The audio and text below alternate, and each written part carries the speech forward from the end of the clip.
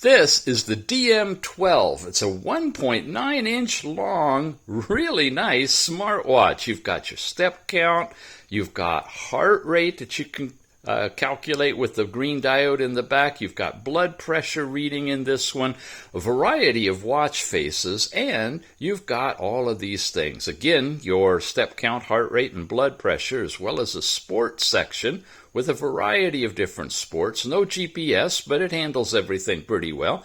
You got, again, last night's sleep time available, notices pushed to you when you're tethered to your phone, and a QR code for scanning the Tethering app, timer, a countdown timer, and overall settings, which is where, in addition to changing the brightness, you can change the watch faces to something different like that one. It's a really interesting design for this one. Long and thin, one button in the front, twist your wrist to light it up, curved screen, thick, non-removable band, optical sensors, and a magnetic charger in the back. It's the DM12. Check it out.